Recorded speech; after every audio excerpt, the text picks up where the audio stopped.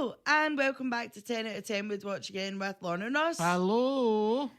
For our Valentine's Day special, which, fair enough, it's a couple of days early, we figured why not get you in the Valentine's Day mood by bringing you a film that really shows true love, perfect couple, really inspires the whole argument for that marriage is a great idea, you know? And what film better executes that than 2014's Gone Girl? Yes. Ross, hit us with your push. Right, so as you said, released in October 2014, directed by David Fincher. Yes. Aye. Starring Ben Affleck, Rosamund Pike, Tyler Perry, Carrie Coon, and Neil Patrick Harris. I'll get to the Neil Patrick Harris of it all, but ugh. A budget of $61 million, a box office of $370 million, and a runtime of 149 minutes. Best 149 minutes you could ever sit through. Right. I do realise I say that about a lot of movies, but Gone Girl is in my top 5. Like, if Letterboxd phoned me tomorrow and was like, give me your top 4 movies, Gone Girl has a guaranteed spot in the top 4. Yeah. General overview of the film. The wife shows the correct and reasonable response when you find out that your husband's cheated on you with the usual Fincher flair. Aye, pretty much. I mean, aye. Yeah. So we'll dive into thoughts and opinions, but I was kind of like humming and hawing when we were going to see what movie we were going to do, because obviously last year we did Notting Hill and Fatal Attraction. Now, I do feel that this, like, if Fatal Attraction set the bar for, like, women from hell, and I mean that in the least derogatory way possible, this movie takes that and runs with it and just shoots it up another 20 notches. Like, this movie's basically if Anne Archer's character in Fatal Attraction was just as nuts as Glenn Close. Do you know what I mean? Between that and most characters in this are the worst type of, like, characters they are. Yeah. Totally. I went to see this movie with Lee, and I remember leaving the cinema just being like, what the fuck did I just watch? In the best way possible. Like, I'd already, like, been a Fincher fan, do you know what I mean? Like, Fight Club had been in my life for a while. Like, do you know what I mean? Like, and I think this is around the point where I was like, these are directors that I am interested in. I will sit down purely because you've directed it. Do you know what I mean? Yeah. And I was just totally blown away by the film. I knew nothing about it other than who was in it and who directed it. That was it. Yeah. And I loved the score. I loved, obviously, like, the reveal. I mean, there's a couple of reveals, but you know what I mean? I thought at the time, and still stand by it, I thought Rosamund Pike was sensational. Like, this is hands down her best performance to date. Do you know what I mean? Yeah. I do think after this movie came out, she kind of got pigeonholed in the, like, Gone Girl-esque style. Do you know what I mean? But like, it was a lot of movies where I can't remember the name of the film, but she was in a film where she's assaulted and then, like, remains in contact with her perpetrator while he's in jail. And then when he gets out of jail, she's like, oh my God, I've realised I'm in love with you the whole time. And then it turns out she, like, locks him in her basement and, like Nick Nolte's in it and all that. But she made, like, loads of movies like that just were almost Gone Girl but didn't quite have that flair, that smarts to it, you know? And I kind of wish she'd been able to, like, venture out more. Do you know what I mean? Like, because I really liked her, and I bought tickets. I was in for her career, and then nothing she really did after it. Like, she's great, but nothing she did after it. Like, the movies never really held my interest. Do you know what I mean? Yeah, I mean, other than Gone Girl, I mean, obviously she got critical acclaim in that for it, but Aye. I can't think of anything else. She's in that Wheel of Time on Amazon the now. That's what's going on the now. She was obviously the mum in Saltburn, but then when we were younger, she's in Die Another Day. She's the one that's like, drop it. And she does that beautiful thing with her teeth. I feel like Rosamund Pike's one of those actresses that, like, she is so good, but it feels like nobody really knows what they're doing with her. Do you know what I mean? I don't know if it's her choices or agents' choices, anything like that. I am so ready to be told that I'm wrong and to be given, like, a list of Rosamund Pike movies that are as great or better than Gone Girl. Do you know what I mean? But I feel like she's one of those actresses where, like, nobody really knows what to do with her because she's got one of those faces where she can either be, like, super angelic, like Pride and Prejudice. She's in the Keira Knightley, Matthew McFadden. She's Elizabeth Bennet. and it's this kind of super angelic, kind of old English period drama face. But then also you've got her in Gone Girl, where she's this like can turn on a dime, Yeah. super manipulative, but so smart and like, do you know what I mean? So I just kind of feel like nobody really knows what camp to put her in. Yeah, I mean, you would think after something like this, her career would just go on leaps and bounds, but she seems to have had a lot of like early success for like the early 2000s to about this time. Then Yeah, as you say, I don't know if it's her fault, but I do feel that her filmography should be better. I agree. I fully agree.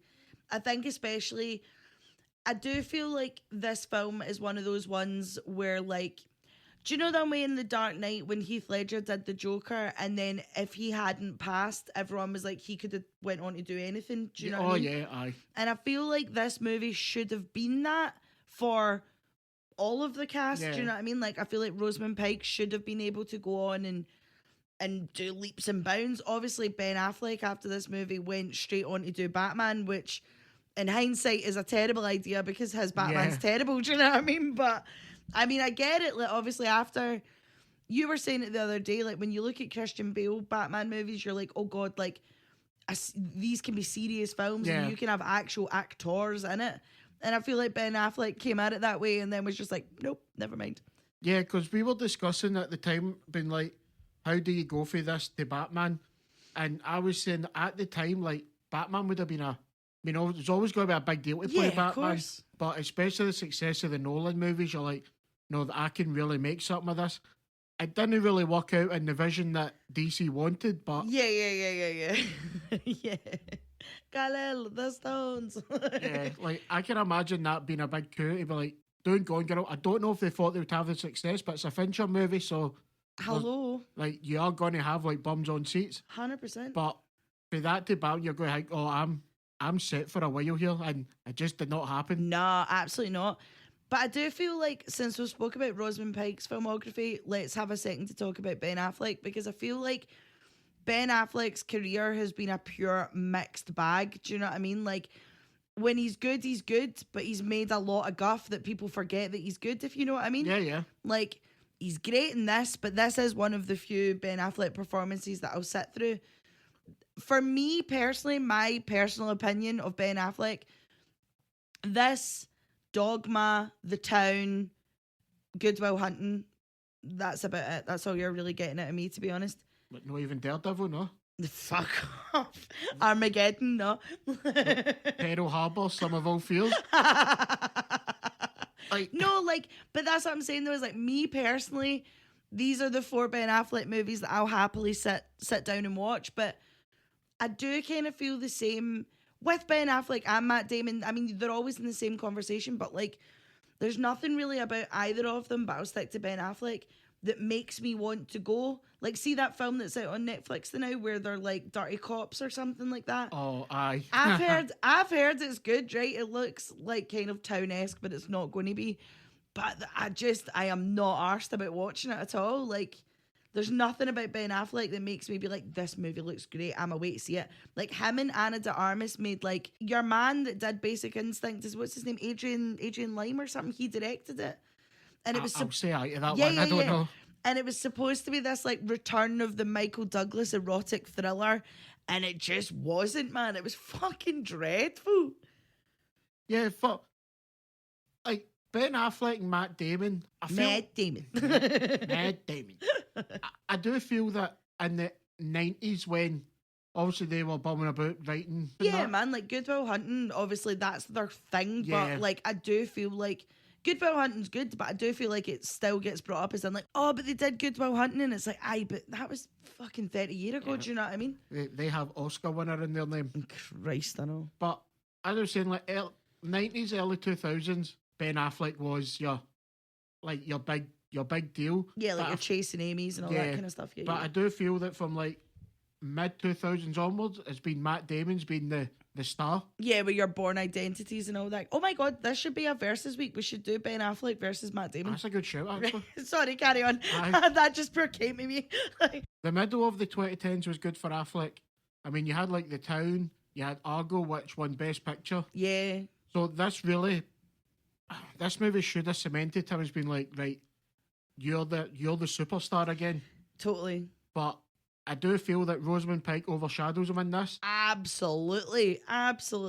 Yeah, and I mean, it got swallowed up by DC and the superhero stuff. Yeah, and like, again, I don't mean to bring like celebrity scandal in about his career, but like his scandal has basically like intertwined itself with his career. Do you know what I mean? Like, it's no secret that Affleck struggled with like drinking, substance abuse and all this kind of stuff. Plus he like keeps getting divorced and marrying the same women. Like apparently him and Jennifer Lopez are back together. I was like, did you not just get divorced? But you know what I mean? Like, I think obviously you can tell in his career when the substance abuse kind of took over, because I'm pretty sure was it I'm pretty sure it was after Batman.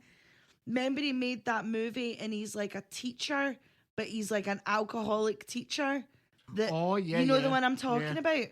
And then, but I kind of feel like you say, when Ben Affleck was coming up in the 2000s and 90s, that was really like when you had your A-list cemented. Do you know what I mean? Like, again, like all those big movies like Pearl Harbor, Armageddon, yada yada yada, and like that's when he was like cemented as like an A-lister. But I think Ben Affleck picks and chooses when he's going to be good in something, if that makes sense. And for a guy from Boston, see, the older he's getting, his Boston accent's getting worse, man. It's like, haba. Like, what? Like, it's getting worse, man. Haba. It's so bad. It's getting so bad. Anyway, back to actually talking about the movie. Like, haba. Haba. Now, Gone Girl is like a weekly threat in this household. Yeah. Like, I'm always like to know, it's like, you're so lucky I'm not smart or you'd get Gone Girl to belt her. And like, honestly, like, I think, I could sit and watch this movie every day, any day, doesn't matter, stick it on. When I was in my early 20s, it was very much like, what the fuck is going on? Like, oh my God, she's insane. Poor Ben Affleck. And then the older I got, I was a bit like, nah, fucking good for her, man. Like, fucking suck it to him. And then now, the last time, obviously, when we watched it for this, I was like, God, everyone in this movie is an arsehole. Do you know what I mean? Like, I've spent years watching this movie being like, Rosamund Pike is the one. Long live Rosamund Pike. Do you know what I mean? But, like, everybody's character in this is an arsehole. And I mean that in the best way possible. Like, Fincher is one of the few directors that can make unlikable people likable. Do you know what I mean? Seven, Fight Club, Social Network. Like, who's ever rooting for Mark Zuckerberg? And yet you're turning around and you're like, oh. Like, do you know what I mean? I'm not saying you're, like, rooting for him, but there are points in the Social Network where you're like, that's a shame for Mark Zuckerberg. And then obviously by the end, you're like, what a prick. Do you know what I mean? You like, realise he's Satan. 100%. I look at it now. Do you know what I mean? Yeah. And, like, obviously he's made more than that. Like, the one David Fincher movie I do not fuck with is Benjamin Button. I sat through it once. It was far too long and it's not great. Yeah. I'll take Alien 3 over Benjamin Button any day. Alien 3 is fantastic. Alien 3 is so good. Right, back on your unlikable characters. Let's stick to the script here. Yeah. I do feel like this film is just, the entire group of them are incredibly unlikable, and that's not me like bastardizing this film, do you know what I mean? But obviously you've got Nick and Amy. Margot, his twin, she kind of comes and goes, like, but even there's points where you're like, right, my guy, relax. Yeah. Her mum and dad are horrendous. Obviously you've got Desi, who's also horrendous. Like, I think the police are really unlikable. The only one I think isn't is Tommy O'Hara, when he's like, this is what Amy did to me. Yeah. And it's like, oh no. Like, well, I think the detective gets a pass. Really? Why? I mean, she's very coy about giving too much information away. I don't think she's as bad as what people make out, and I've heard a lot of people say that about her. Maybe it was a weird choice to have her be so coy, but I think it's like a Columbo moment. And one more thing. And one more thing. I think her assistant or second guy, he's terrible because he just wants this like wrapped up and done. Do you know what I mean? Yeah. Like before anything else has really came out, he's like, so the husband killed her basically. And I do think I think the thing as well that Fincher does beautifully and that also keeps you on your toes with the vibe of each character is that obviously, right or wrong, Fincher's one of those directors that does like 100 takes a scene, but he like edits together bits from different takes. So it's almost like you don't really know where you stand, which obviously adds to the overall tension of the film. But I'm also like, are you a dickhead or not? Do you know what I mean?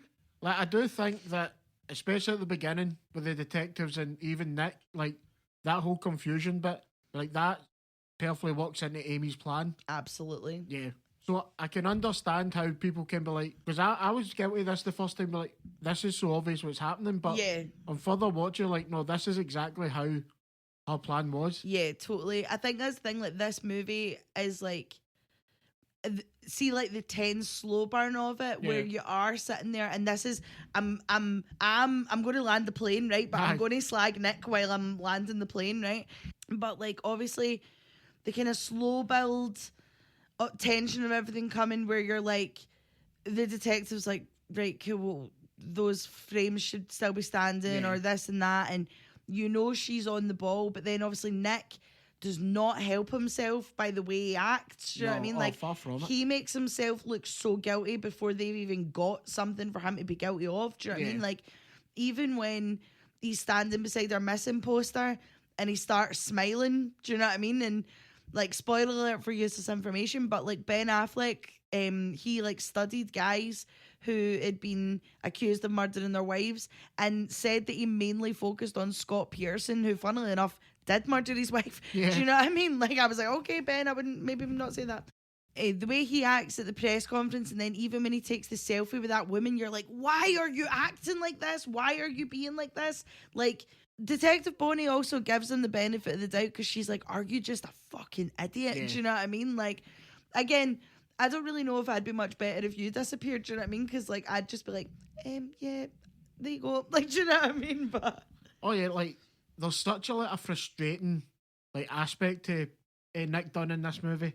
Like, you just want to shake him, but like, go and just do something. Yeah, and he's so like easily duped by Amy. Do you know what I mean? And I think that's the thing, is like, when him and Amy, when they first meet and things, and Amy says it herself in the film when she's like after the reveal part, and she's like, Nick only liked himself when he was trying to be somebody that I would want to be with, because you see it when they first meet and they're both trying to dupe each other.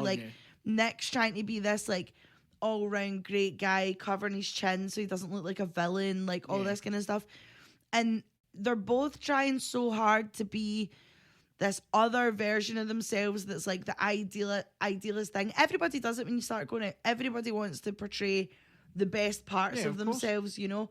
And I think by, like, because this film obviously starts, was it year 5 of their marriage? I think so, yeah. Yeah. So, like, by year 5, he's, like, done with the pretense, do you know what I mean? He's, like, they've obviously moved back to Missouri. We'll get to their gaffes in a minute, do you know what I mean? But, like, they've obviously moved from New York to Missouri, and he's like, cool, we can settle down and live this suburban life. And she's like, the fuck we will, my guy. We've just came from a pure cool New York life. And I think rather than putting, but then again, I don't know, I want to be like, oh, rather than putting effort into your marriage, but they were both putting so much effort into being people that they were never going to be, that when it came time to put effort into a marriage, the marriage is already based on lies and like on having completely different personalities. I'm not saying it's an excuse to cheat. There's no excuse, but you know what I mean? Like, he then becomes like inattentive to her, stops putting effort in with her because he's like, right, can we drop the charade now? Do you know what I mean? Even like when they're like, we're never going to be the couple that nags each other, and we're never going to be the couple that stops one going out, blah, blah, blah. And then she's like, oh, but can I come with you? When he starts footering about Andy. And he's like, oh, but I thought we weren't going to be that couple. It's like, no, this is yous like relaxing into married life. Do you know what I mean? Like, you do become boring, like, and you do become naggy over things that you shouldn't be naggy about. Like, this is just married life. Like, do you know what I mean? There's never going to be this fabulous, perfect marriage, and anybody that says they have a perfect marriage is fucking lying. Do you know what I mean? Lying through their teeth. 100%. I mean, it's this fantasy they try and create for each other, isn't it? Then the resentment comes because A, you can't live up to that expectation. Yep. You've bought what they've sold, but then it's not working now. Yeah, totally. Oh my God, we are cooking, Ross. We are fucking cooking. Haba. Yeah, I don't know if this is becoming like marriage counselling. This is now a marriage counselling podcast. But no, yeah, and I do think but also, and I'll get into Amy and our devious, manipulative, crazy ways later on because I've got stuff I want to talk about in the book and all that as well. But I think she is quite happy from what you learn in the book as well as the film is more in the book is that she's kind of been a chameleon her whole life. She changes with everything, and it mentions it in the film when they talk to Tommy O'Hara, and it's like she wants to take every person that she's been with and mold them to what she thinks they should be. Yeah. And yeah, that's great, but at the end of the day, they're still their old selves at the bottom, do you know what I mean? And there's only so long you can pretend to be this greater, better person until the real you pops up, you know? Oh, it's always going to come through no matter what. Absolutely. Now, I've got a question for you. So, do you think it's insecurity that Amy tries to manipulate these people into in her own head what a vision of a perfect life is? I think there's a lot of people in this movie that kind of stem from insecurity, and I do think Amy. I think it's insecurity masked as confidence that then becomes calculation, if you know what I mean. All right, okay. So see, it's not really in the film as much, but see in the book, it really goes into Amy's personal life and stuff. And to be honest, Amy, I mean, it's pretty obvious in the film, but in the book, Amy is a total sociopath.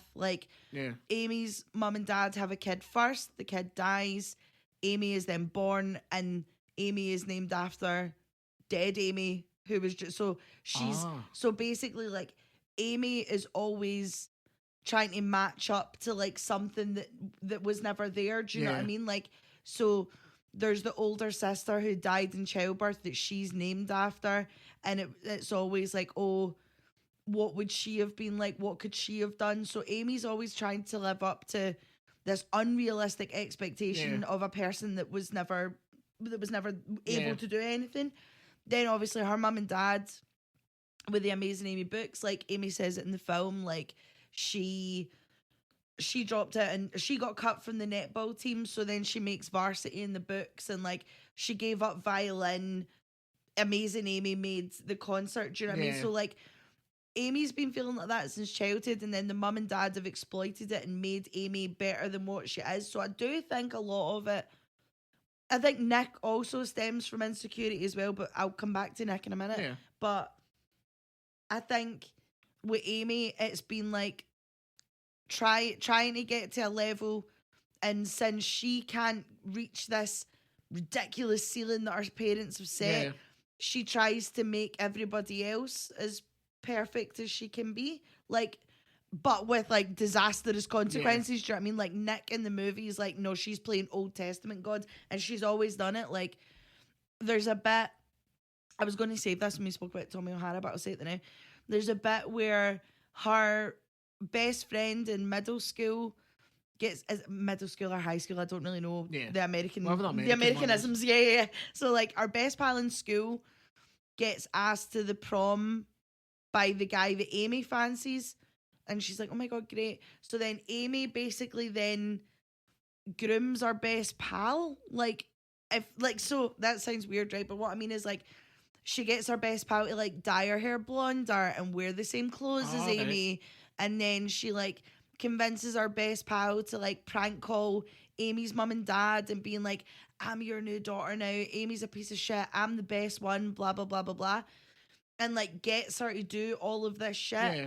And then Amy throws herself down the stairs, breaks her leg, and then blames it on our best pal and is oh my God, she was so jealous of me. She so wanted to be me that she threw me down the stairs. So do you know what I mean? It's and then obviously you get onto the Tommy O'Hara stuff and then the Desi stuff. Yeah. And so I think it's I think it starts from a place of insecurity. She can't be molded, so she tries to mold everyone else. And then when they piss her off, she gets Old Testament as Yeah. fuck. Because with the Tommy O'Hara thing, like, they were together. He felt like she was being super controlling, so he just backed the fuck off.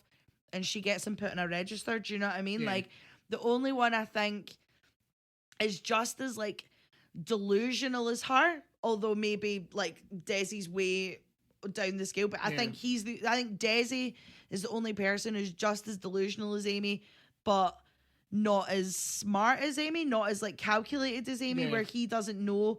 Because, like, when she dumped him in college, or when she dumped him in high school, he tried to kill himself on her bed, and then, not to jump to the end of the film, but she kind of ends up trapped in his bit for a while, you know? Have I answered that question, or have I just went on a roll? No, you have, but... I have went on a roll. I've answered your question. You've answered the question. Right, okay. I've got a part 2 to it. Right, okay. I'm sad. I feel like I'm cooking here. Right, okay. What do you think a perfect life is for Amy? I mean, I've kind of answered it in my own head, but I want to hear your thoughts on it. I'll give you mine. Okay. I don't really know. Like, what's Amy's perfect life? I don't really know. I think it would definitely be one where she is dominant over everyone, right? Yeah. Like, but maybe that's her dream life. She's a big dom. But, like, I don't know. I think, because I don't really think she's happy. Like, obviously, like, she's in New York, but I think she tries really hard to be this, like, super interesting, like, no, I'm not like other girls patter. I mean, she basically tells you that in the Cool Girls speech that she does, like,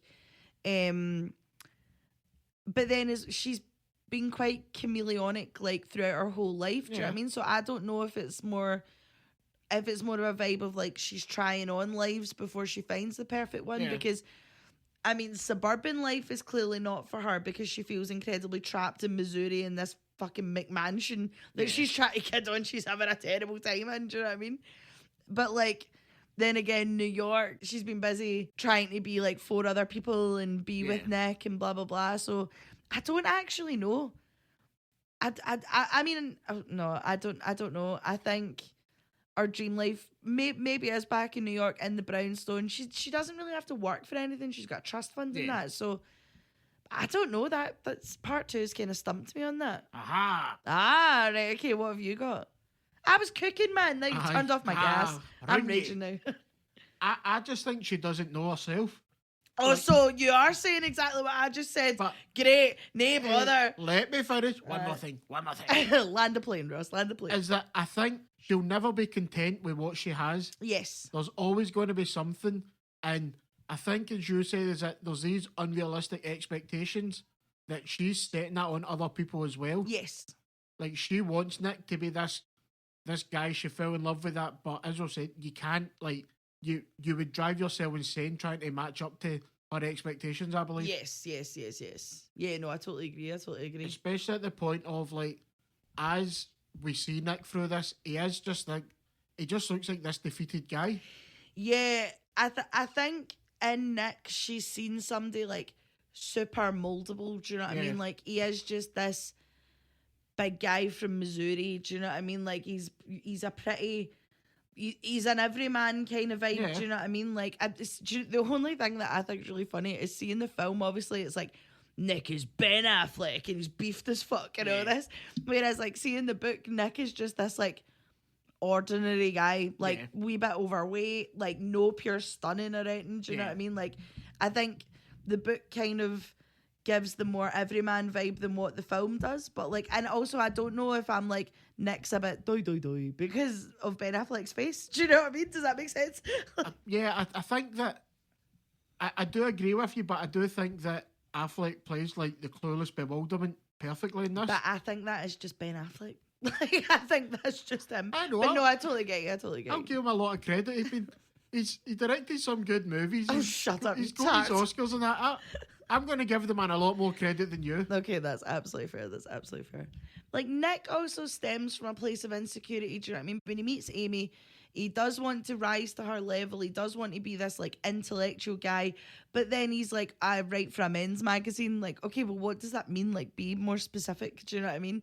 And then, obviously, like, he tries to keep up with the with the he tries to keep up with the treasure hunts, and obviously then we see at the start of the movie when he starts speaking to Go that like he's kind of gave up by like year 4. He's like, I don't have a fucking clue. And you can really tell, like, I'm not saying that Nick's a good guy at all in any way, but I think you can tell from when he speaks to the police and stuff about their life in Missouri, he's just kind of gave up with the whole thing. Like, yes, he is inattentive. Yes, he is an arsehole for like going to cheat, even though you don't find that out till like halfway through. But like, and now that he's back in Missouri, he's back in his home comforts, he's like, right, cool, I can just be your chill everyman. And Amy's like, oh, you fucking think so? Do you know what I mean? Because even like, obviously when he's speaking to the police as well, this is another bit where you're like, for fuck's sake, Nick, do you know what I mean? Because like, he doesn't know what she does all day. He doesn't know where her friends are. You've got Noelle coming round being like, I'm our best pal. Yeah. Now, the blood type bit, I don't know your blood type, Ross, so maybe I would get done. But like, I don't even know my own blood type. But like, you can just tell that he's kind of over it, and like, he's back, he's in the bar. Him and Amy are just in this stalemate in their marriage where he's like, right, can we calm down now? Can we settle down and stop pretending? Whereas she's like, who the fuck do you think you are? You will be the best that you can be every day. Mate, do you know what? That's Amy's dream life, an inspiration coach, a life coach. That's what she is. See, I think he's more just like his ego's bruised because they have to live off her money. Yes. Like that is a big sticking point because in the movie you see that an economic downturn. Yes. And they both struggle. They both lose their jobs. Yeah, they both lose their jobs in magazines and they're living in her brownstone, living off her trust fund. What's the laptop for? Laptopping. Yeah. It's so stupid. So you can see it that like he's playing this like, like I've got my shit together, I'm this cool suave guy to everybody else. Yeah. And I think that's when it begins where it's like at the start of the marriage they're like equal footing, they're both like, oh, we make money, we do this, and we're cool New Yorkers. Yeah. But then when it starts to go like south, like it's her, like he's having to rely on her for like money stuff, and they wouldn't want to move to Missouri, but no, obviously they've done it for his mum. But even when they're in Missouri, she pays for everything. She owns the bar that him and Go run. Like, so I think for anybody that could come off as quite like emasculating, and I think that's then where he goes to Andy, because obviously like now again, see when Go's like, oh, I thought you were a writer and you hated cliches, like a professor going for his student, like embarrassing.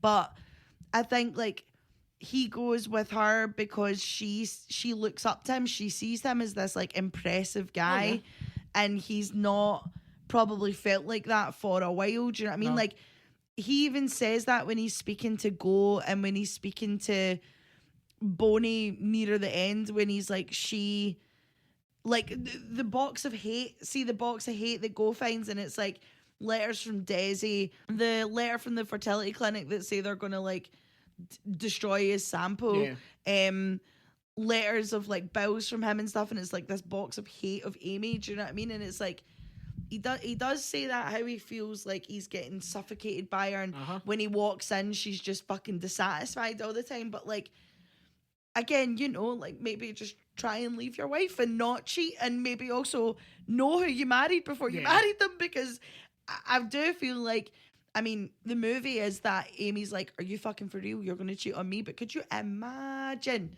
Like, I mean, he even tries to leave her by the end of the film, and she's like, you're going fucking nowhere. What I do is find funny, though, is that obviously he's trying his bit to impress that. Amy's never been impressed. No.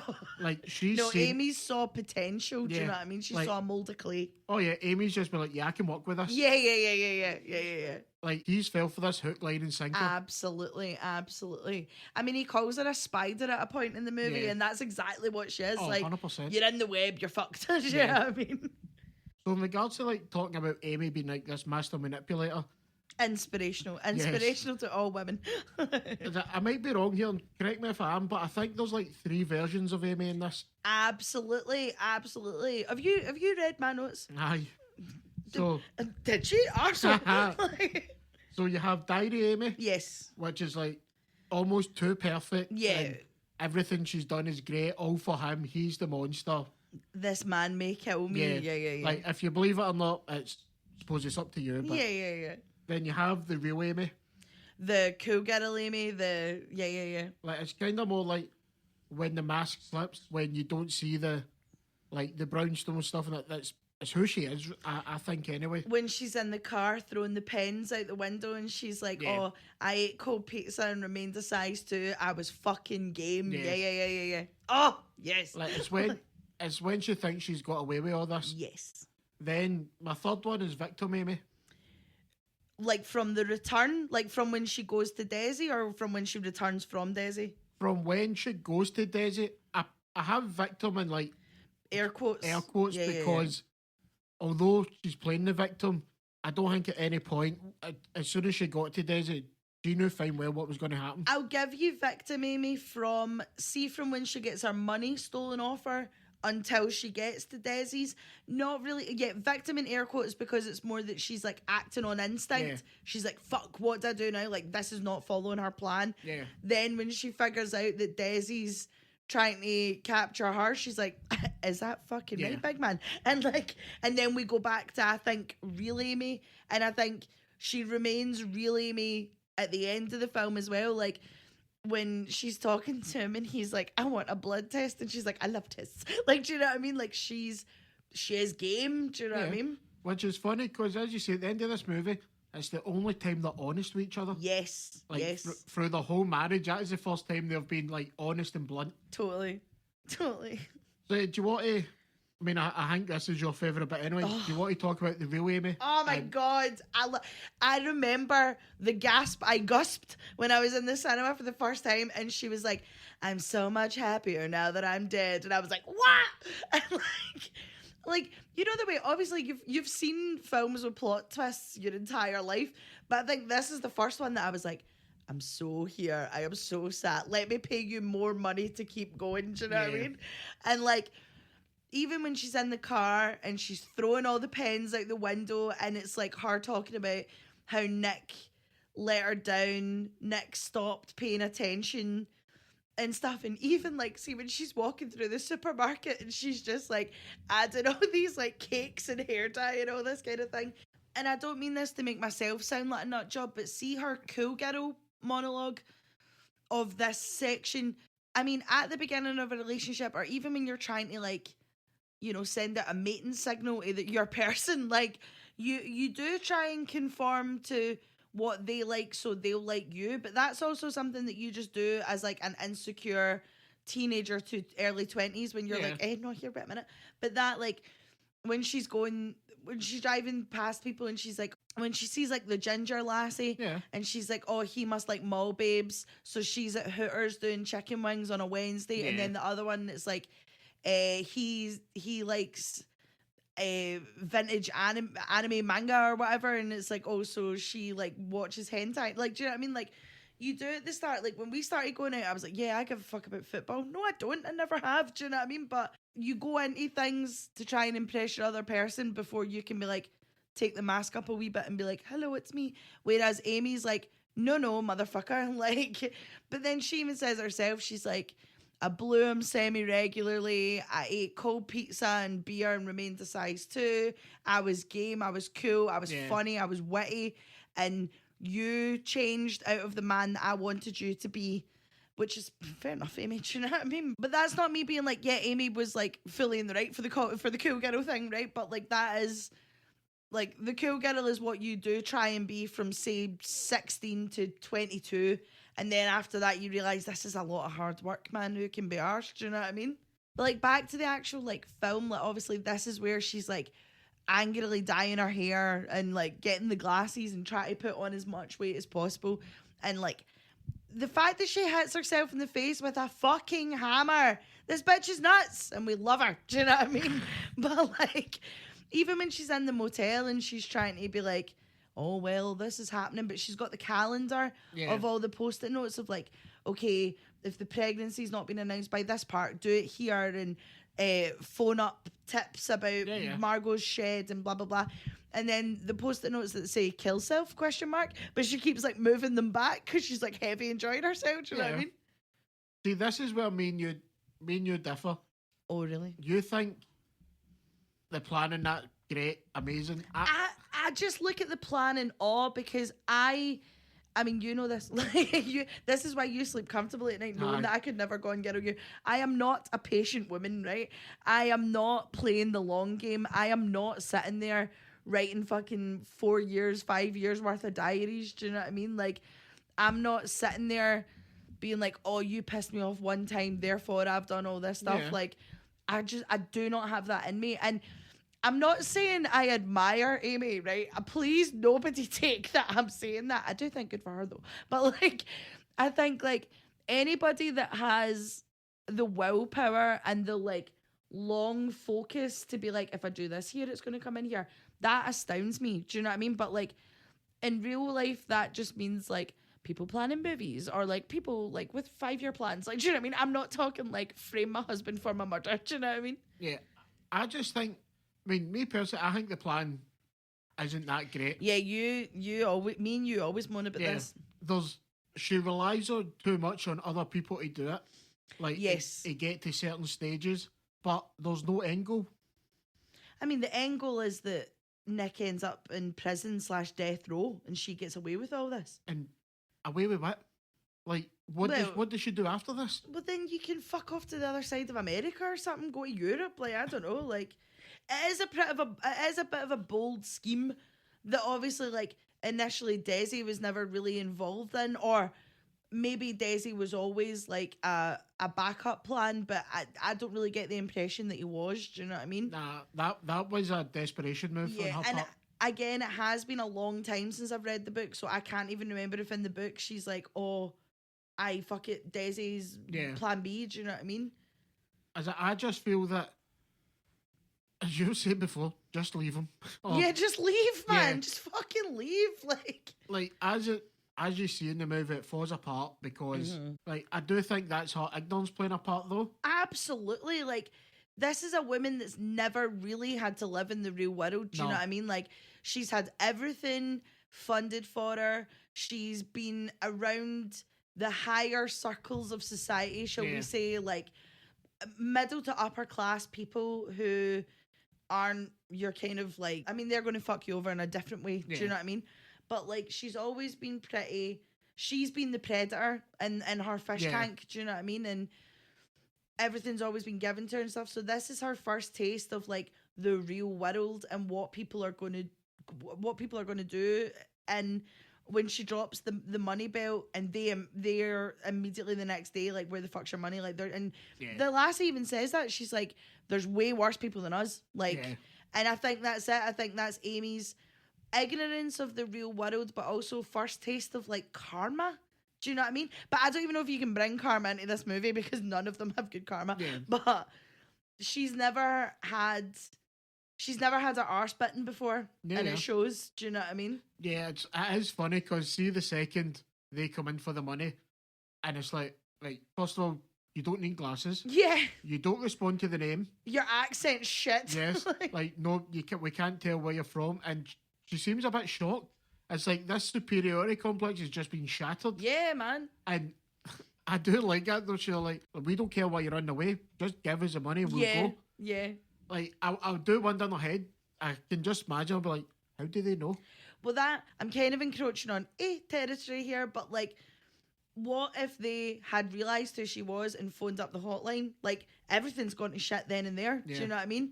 You know what? Why wouldn't they do that? I do feel like this movie kind of Superman's is a bit, right? Because, I mean, Rosamund Pike puts on the beef a bit, right? But she still looks like Rosamund Pike. Yeah. Do you know what I mean? And it's like, Amazing Amy is, like, all over the news on every channel. Everybody's watching her. That Ellen Abbott's, like, calling Nick a mad incestuous sociopath and all this kind of thing. And I feel like you would look at her and be like, you look heavy fucking familiar, because all she's done is dye her hair a mousy blonde and get some cheeks. Do you know what I mean? Like, I don't understand why they aren't looking at her and being like, oh my God, you look like that woman there. Yeah. Do you know what I mean? Yeah, I mean, it's the perfect case of this plan works best in movie logic. Yes. Yeah. And me and you have had this argument many times. Yeah.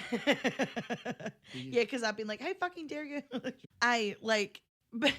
Behind the scenes lore here, right?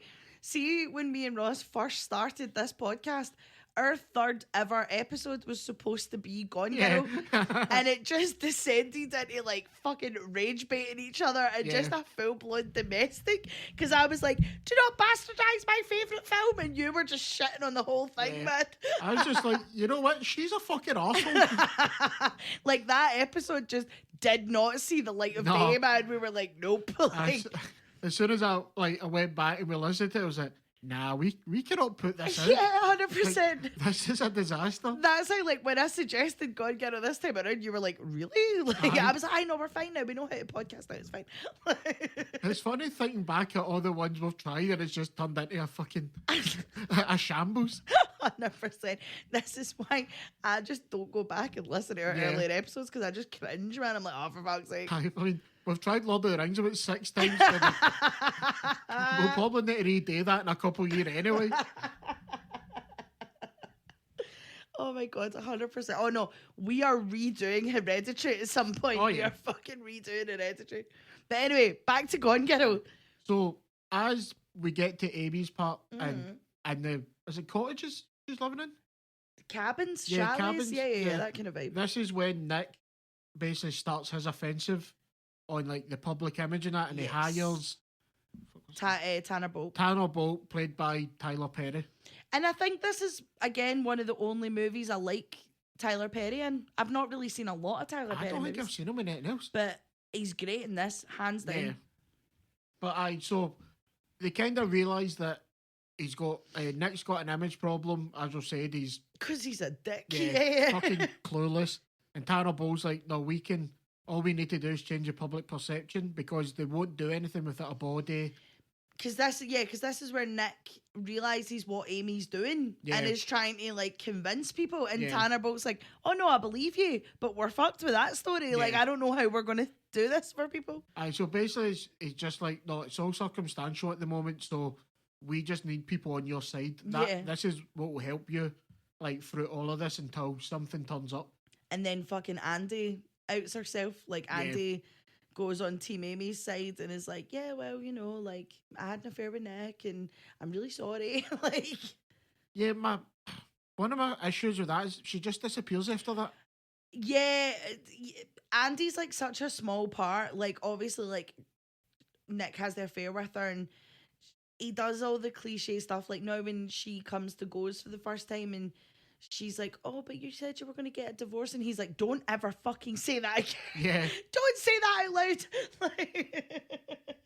But, like, yeah, that she's basically just a plot device of being like, well, that was your loaded gun and it's just went off, you know? But obviously, like, they are able to think on their feet, because that's when the Sharon Sheba. Sheba. Show Shabbos. Show Shabbos. Whatever that woman's name was.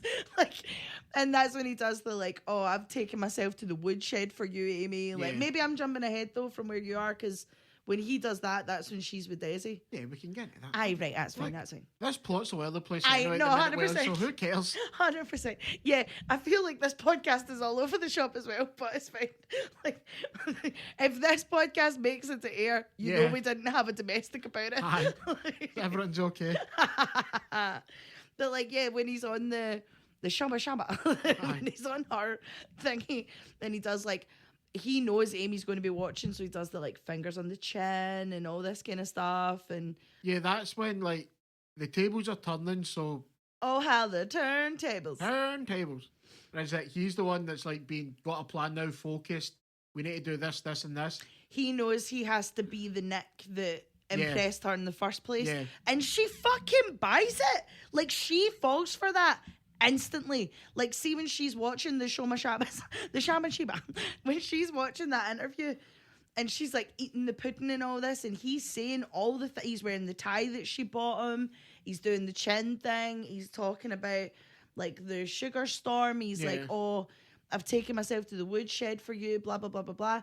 She falls for it. She's like, oh my God, that's the man I married. He's upped his fucking game. He knows who he's playing with. I need to get back to him. Yeah. She falls for it immediately. For such a calculated woman and like someone who's got like all the plates spinning and all this, as soon as he even tries to be like, okay, cool, I'll play ball again. She's like, okay, I'll come back. Do you know what I mean? I see where you're coming from, but I also think that in her head she's thinking this is a good out. Yeah, this has worked. Yeah, Like, she's yeah. My plan has worked. You've been punished. You've learned your lesson. I don't even think that. I think more that obviously she's stuck with Daisy in that fucking cracking mansion. Oh, honestly, what a bastard it must be. Yeah. Do you know what I mean? See the mattress. I can't remember the name of the brand that the mattress is. When Desi takes her around the gaff and is like, "This is a whatever."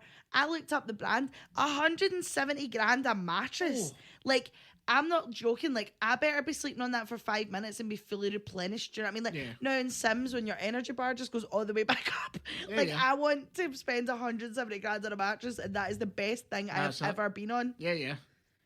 I mean, to be honest, that would just be my whole house. Do you know what I mean? But yeah, like, oh, it's a bastard that she's trapped in this fucking mansion. Do you know what I mean? Desi just wants her to cut her hair and lose some weight. Do you know what I mean? That's terrible. But rounding back to my point. Yeah, sorry. Fucking hell, man. Sorry. I think it's like, in her eyes, she could be like, right, if I get out of this house and go back to him, I'm not going to go back to him as he's this loser. Yes. But she can make it work to her advantage to go back now. Whereas, see if he just continued being the slob, the thing and that, she's like, right, you're not, like, you're not worthy of me. Yeah, I can't make it work. But now she's like, right, no, I can deal with this, Nick. And knowing that he can't go back to the way he was because the media attention's too high now. That's the thing, like, everybody's watching him at this point. Like, even they say that at the end of the film when he's like, I am fucking leaving you. She's like, try and leave me. Like, they will hate you. Yeah. Like, I've came back to you. I mean, is this where we get into the Neil Patrick Harris of it all? I get it. Because I feel like we're in between Nick and Amy and then the end of the film, and there's just a huge Neil Patrick Harris shaped hole in the middle of it. Fucking Dougie Hauser. Oh, fuck off, right? I don't hate a lot of celebrities, but the two... Who are you kidding? No, that's true. I'm a nasty bitch and I hate everyone, right? But the three celebrities that I would like to be locked in a room, like a rage room vibe where I could just barter them, is Kirsten Dunst, Gerard Butler, and Neil fucking Patrick Harris, right? I have no problem, like, with How I Met Your Mother. I don't like How I Met Your Mother, but there's just something about Neil Patrick Harris that's just so fucking smug. Do you know what I mean? And the only thing I liked him in was the Series of Unfortunate Events TV show on Netflix. No, he was good in that. And that's the only thing I'm giving him. Yeah. I don't mind him in Gone Girl, but see, to be honest, I think you could have had anybody in this role. I do feel like Desi needs to be a bit more insecure, like, vibes. Whereas Desi, the way Neil Patrick Harris plays Desi is this, like, smarmy, oh my God, she's finally came back to me. Like, fair enough, right? He buys into her shit. He's like, cool, you framed him for murder. I will help you do this, right? But then there's something a bit, I mean, he doesn't match on Amy's level, but there's something a bit smarmy, calculated about him, but not in the way that she is, if you know what I mean. Like, when he brings her to her class mansion, he's basically showing off. Do you know what I mean? He's like, oh, I've not seen you for years, but look at how well I'm doing, right?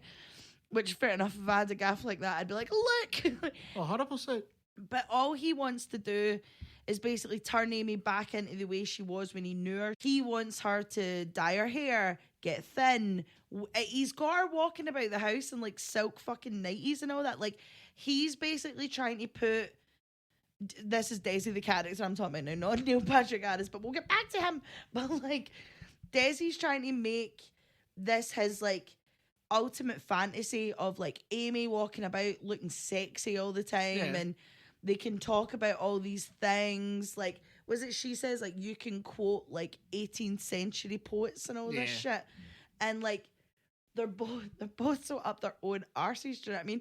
And Desi's murder is fucking brutal, it's class, but so satisfying because it's Neil Patrick Harris. Do you know what I mean?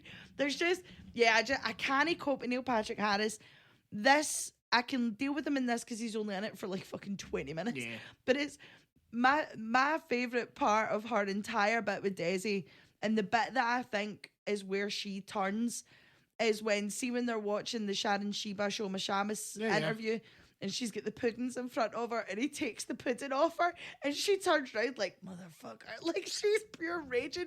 And I genuinely think that is the moment where she's like, I am going to fucking murder you. Fair enough, man. Don't touch a woman's pudding. Do you know what I mean? See, that's it. Desi is a more low-key version of Amy. But, like, yeah, like super low-key, more in the, like, yeah. I wouldn't even say, like, super low-key. I think he's got this idea of what he wants, so she's the best person for it. He just doesn't execute it as well as Amy does. That's what I mean. I think the difference is that he'll use his money rather than she has to use... She uses her brain. Yeah, like sheer fucking violence most times. Yeah. But even that, though, like, she's... Because it goes from, like, her going to Desi's with the interview, and then is it not something like 25 days gone or something? Like, she's been away for a while. Yeah. And, like... The hair's cut, she's lost all the weight, she's cutting about in that blue silky negligee number. Yeah. But then even, like, I want to know how quickly in her brain the plan formed from him stealing her pudding to, like, you're getting your throat slashed by a box cutter, do you know what I mean? Because see, in the book, from what I remember, the book doesn't even describe Desi's murder. No. It's her talking about it, and it's like, oh, they'll find him. Yeah. And then the next chapter's her back with Nick. Do you know what I mean? I mean, she needed something to be a victim, because if she just came back, people were like, what happened? What the fuck? Yeah. And without having that evidence, like, people going like, wait, what the fuck have you done? I think the evidence for Desi's murder, it's all just a bit neat for my liking. Yeah. And again, obviously, like, it's very neat for Nick, like, obviously, like, the diaries just burned enough that they can still read every passage, and a fire in July so that they look at the Punch and Judy thing, do you know what I mean? But I think with Desi, because she's had to, like, think on her feet and be like, fuck, right, how do I do this? I don't know, I've just watched CSI and Law and Order, right? I am not I'm not a Polish, right? But she's been sitting with the twine, making the marks on her wrists as if she's been tied up. But surely you would look at that and be like, that's quite fresh. And then, like, conveniently where she falls, like, now the bit when he leaves and she's, like, bit his lip and unpulled his shirt, and then she dips her dress in the coffee, because obviously the cameras are black and white, and she's, like, screaming and as if it's blood.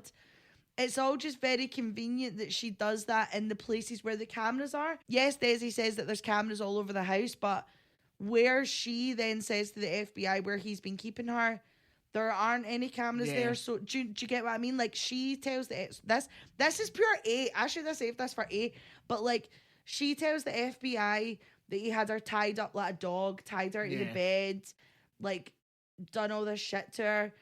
And it's like, well, then how did you get from there to the window to start screaming and notice blood and yada yada? Do you know there's a few things, a few mistakes in it, if you will. Yes. And the fact that, like, as you said, she goes to the window covered in blood. He comes out, not a drop of blood on him. No, the only blood is from his lip where she's bit his lip. If you look at the blood on her, there's no way that he's just going to have a cut lip. Like, he's going to be bloody. Yes. And as is mentioned in the movie, how did she get a box cutter? She was tied up. Yeah, totally. And I think that's where, like, see, when we get to the return, like, after she murders Desi. Also, one more thing. See the music when she murders Desi. It's, remember though when that was like a thing, like when it was like Inception and this, and then it was just that like wah noise. Do you know what I mean? But like, incredible work. But even when she comes back, like when you look at the room in the hospital of who's speaking to her, it's like 90% men, and she's like, and this isn't me being like men are shit, but like kinda, do you know what I mean? But like she's this like affluent white woman, right? Beautiful affluent white woman who has quote unquote gone through an ordeal that we know she hasn't been through, right? And all the men in the room are buying the fucking bare minimum tidbits she's given them, because she's obviously having to think on her feet. But she's like, oh, I'm pure woozy for all the painkillers. The only person that's pulling it up is Detective Boney, of being like, well, wait a minute, why did you buy a gun? And wait a minute, like, why did you write this man may kill me? And let's go back to the woodshed and blah, blah, blah.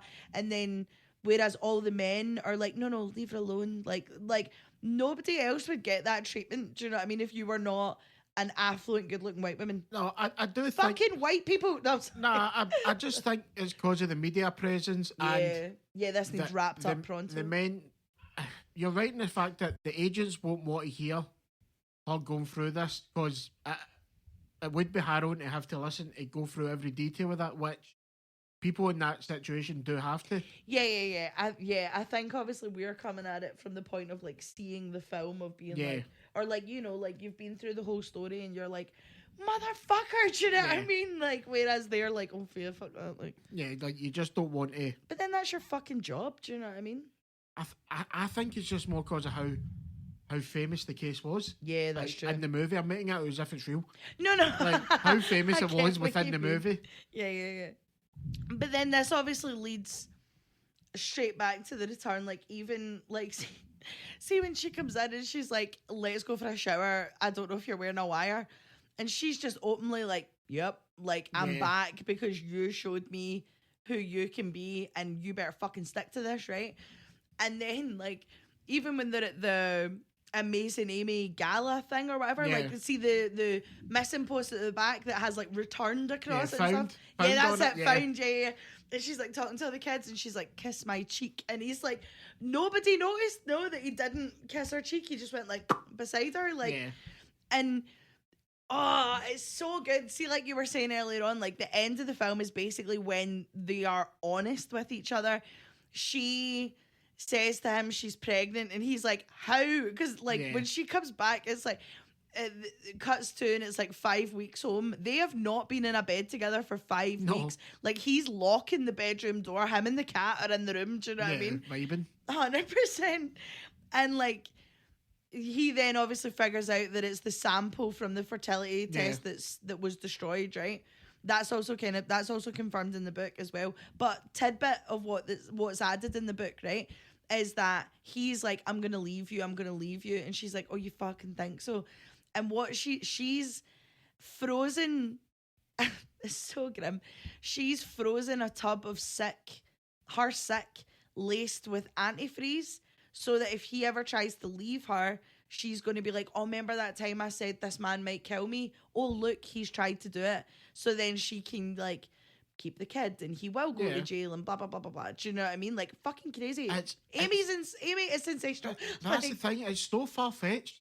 But it's great. It's like, beautiful. It's worth it. Yet again, obviously their plan was that, but is it?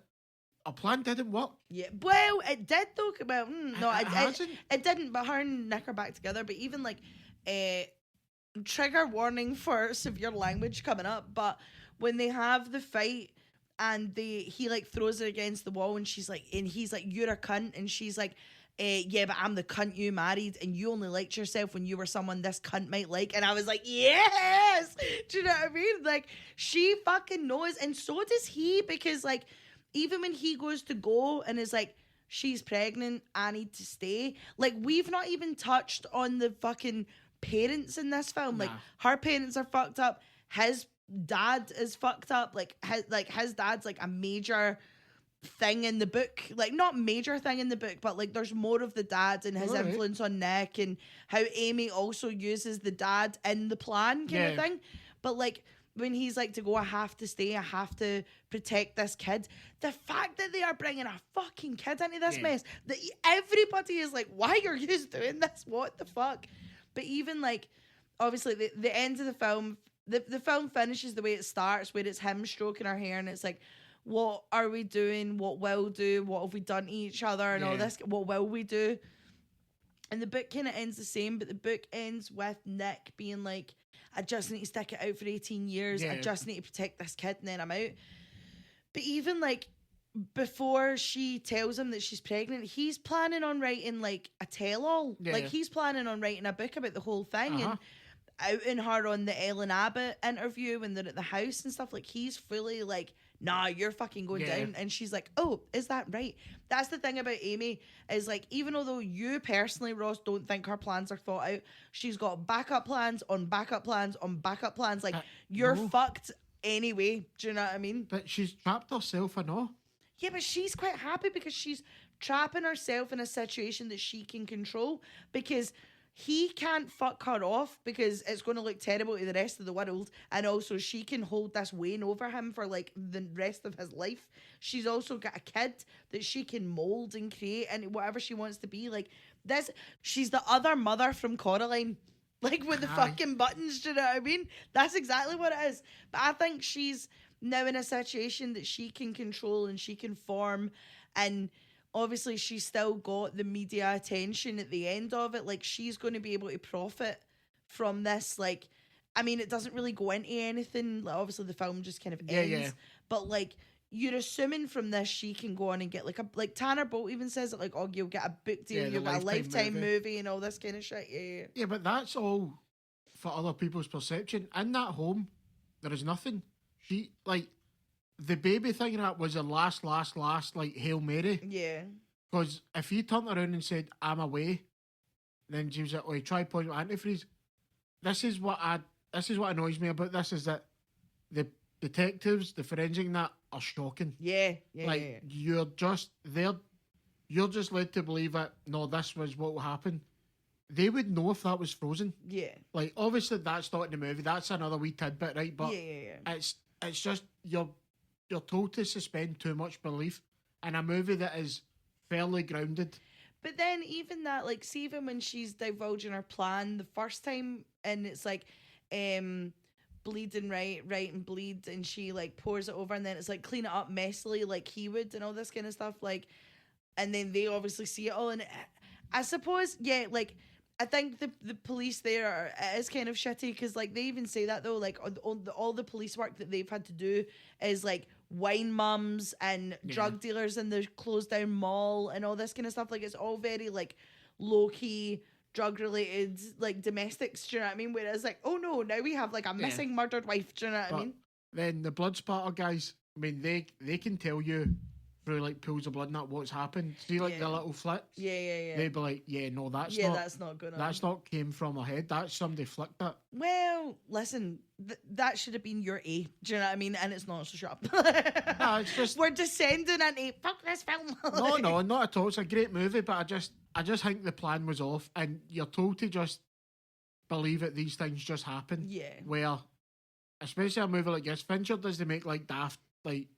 Or these fantasy movies, do you know what I mean? Like, they're very grounded and as realistic as they can be. Yes. And that's the one bit that doesn't work for me, is the plan.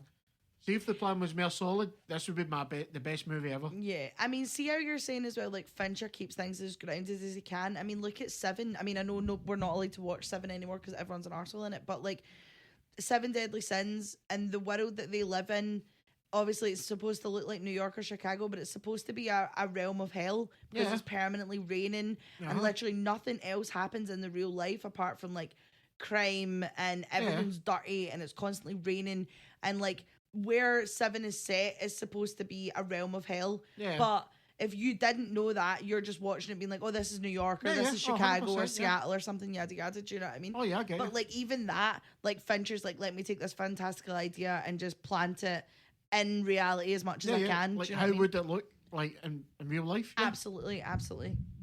I mean, even after all that though, like, what a fucking film Gone Girl is. Oh, do you know what I mean? film. Like, I do realise we went round the house he's talking about it, but like, just honestly, what a fucking movie.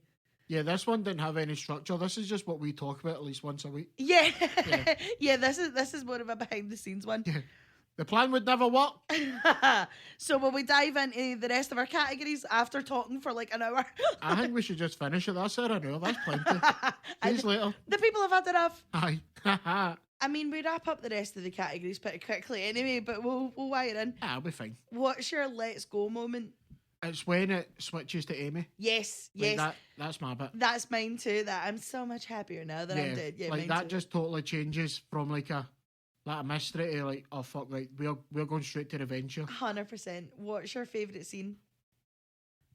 It's that bit as well. Is it? It just turns the whole thing on its head for somebody who didn't know what this was about. Like, it just totally like, oh fucking hell, this is actually brilliant. Yeah. My favourite scene is when Amy and Desi are sat watching the Shoma Shabbos interview, Oh, right. and he takes the pudding off of her, and her face is like, "You are getting fucking murdered, my Yeah, guy. you're done. You made your one and only mistake, my friend. 100%. You could have lived, but you took my fucking ice cream off me." Yeah. Right, I'll dive into useless information. I've tried to keep it as small as I can because there is so much interesting information. Yeah. Like, but you know what I mean? I didn't know if some of it was just of interest to me or if it actually counted, right? So I'll batter through this as much as I can. So this movie became David Fincher's highest grossing movie. Previously, his highest grossing movie was Benjamin Button, so I'm glad that Gone Girl picked that off. The movie is in 3 acts. Yeah. Nick and the investigation, Amy the reveal, and then the return of Amy. Yeah. The filters which David Fincher uses reflects each stage of the movie. So during the flashbacks, it's very warm lighting, soft filters, soothing music. Well, as soothing as the soundtrack can get in this. Kind of brings you into their warm beginnings. When it cuts to present day with Nick and the investigation, it's very cold and blue toned. Everybody speaks a lot faster to jar the audience. It's very surgical. Absolutely. When Amy is taken from the motel to Desi, it starts to warm up again. The lighting starts to warm up, as in she thinks she's going to be okay. And then when she finally, not to use the phrase gets her power back, but when she gets her power back by killing Desi, when it goes through, it goes from really warm to everything's very clear, and there's not really a filter on it. Obviously there is a filter, but what I'm trying to say is everything becomes incredibly HD, and everybody kind of slows down their speak kind of thing, which I thought was really, really interesting. The games displayed in the bar at the beginning of the movie foreshadow the entire plot. So we have Emergency, Let's Make a Deal, Mastermind, Dominion, Ouija, and Life. These are all mostly strategy games as well. Oh, cool. I thought that was quite interesting. I'll need to keep an eye on that next time. Fincher is known for being incredibly meticulous during filming, doing over 90 takes per scene and spending up to 3 hours a day making sure that the camera was perfect and lined up properly, and even the background was perfect. Affleck would joke about this on set with the crew, and one day he changed the aperture of the camera a fraction, and when Fincher returned from lunch was like, "Why is the camera so dim?" Like, immediately clocked it. Wow. Like, what a guy. There's also a bit where Rosamund Pike was talking about, see when Nick throws her against the stairs and she hits her head, she said by take 54 she was seeing stars, and they had to wrap it up immediately. Just abuse at that stage. Into it. Reese Witherspoon bought this film for her production company and originally wanted to play Amy. Well, she did. After meeting with Fincher, he convinced her not to play the role and allow him control over the casting, which I want to know what was said. Like, how do you talk her out of her idea and just be like, babe, this is the Fincher show now? I mean, do you think Reese Witherspoon could have done it? No. But there you go then. Put a pin in it because I've got more who was almost in. All right, okay. Shooting was closed down for 3 days over Ben Affleck arguing with David Fincher, refusing to wear a Yankees hat because he's a Red Sox fan. Haba. Fincher finally convinced Affleck to wear a Mets hat instead. 3 days lost because Ben Affleck didn't want to wear a fucking hat. But then I said this to you as well. He's wearing a Cardinals jumper. So why not just give him a Cardinals hat? But never mind. Yeah, I mean, even in the context of the movie, they're from Missouri. Yeah, he's not a New Yorker, so why would he wear a Mets hat anyway? Yeah, I don't know. Fincher chose Rosamund Pike for the role of Amy due to her being an only child, fair enough, and that he felt her features were, quote, an ambiguous blank canvas with a Faye Dunaway presence about her, end quote. Fair enough. And he liked that you couldn't tell what age she was by looking at her. She could be 25 or 40. I was like, fair enough. I mean, she looks great, so she fair looks dues. incredible. Yeah. Fincher's brief for Trent Reznor and Atticus Ross for the score was, quote, a relaxing spa where I fear for my life. And I think they nailed the brief. Yeah, they done well with that. That's one thing we didn't talk about. See the Fincher relationship with Trent Reznor and Atticus Ross, like the soundtracks they do are so good. Emily Ratajkowski was cast after Ben Affleck saw her in the Blurred Lines music video and told Fincher to cast her. Jesus. Dirty dog. Right. That Blurred Lines music video has aged like sour milk. Yeah. So this is the bit that you like. This is All who right, was okay, almost in it, okay. right? So for the role of Amy, we have Charlize Theron, Rooney Mara, who'd been in a couple of Fincher movies, so fair enough. Juliette Howe, Emily Blunt, and Olivia Wilde, and obviously Reese Witherspoon, who we spoke about earlier on. I don't see any of them. Yeah, Rosamund Pike, perfect for it. Hands down. I could maybe see Charlize, but I think Charlize looks like she could end you. Do you know what I mean? Like, whereas like Rosamund Pike has that face of like where she can be angelic or she can be an evil bitch. Do you know what I mean? I think you need somebody who's not, like, obviously Rosamund Pike was known at this stage, but she wasn't at like the upper echelons of it. No. Like of like fame, if you will. Yes. That needed somebody who was like maybe like a level or one below it. Yes, I get what I mean? Like, no, totally agree. Like that, like no, that it works. The casting's perfect for this movie. Absolutely, absolutely. Juliette Howe, I don't see. I mean, to be fair, I've only seen her in Rock of Ages, but like that's plenty. And Olivia Wilde's fucking dreadful. Yeah.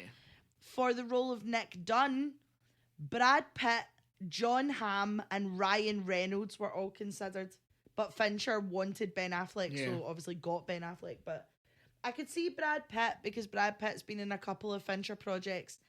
John Hamm, I'm not really a fan of John Hamm, to be honest, so I don't know. I can see John Hamm doing it. I can like see playing kind of like that.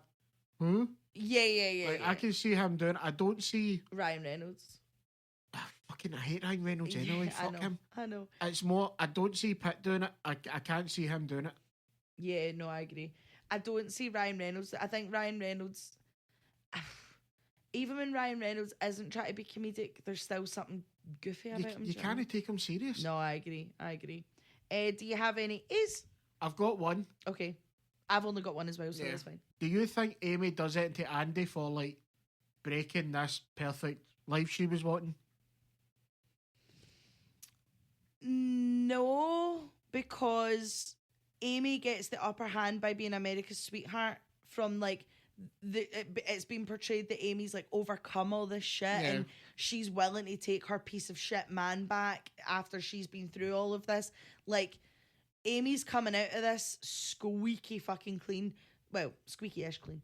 So I think if she goes back and does anything to Andy, it's going to look stupid. Do you know what I mean? Even during like the process of her planning all this out, do you not think there's anything that she would have done to Andy? Because as much as Ben Affleck's like the one who's cheated, cheated with her. Like, I don't think. Yeah, but again, if your man can be took, take him. Do you know what I mean? Like, I think, and me personally, I think, and if you were to cheat on me, like right now, right this second, but if you were to cheat on me right now, I don't know if I would put a lot of blame on the woman, unless the woman that you were cheating on knew that we were married and knew who I was, blah, blah, blah. But you're married to me, you swore vows to me, she didn't. Do you know what I mean? I just don't think Amy could help herself. Oh, really? Right, okay, fair enough. I think it's like, you're part of this problem. Yeah, fuck you. No, fair enough. I mean, she already like slags her in it, like, oh, her with the big tits and all that. Yeah, they come on me tits. Yeah. So I think there's enough hatred there that she would be part of a plan to, right, let's just not hurt her per se, but like let's ruin her. Tarnish her. Yeah. Totally. I don't think she'd have been too happy with the fact that she gets a pass on this for being honest. That I think there's something. I think she would have something in the pipeline.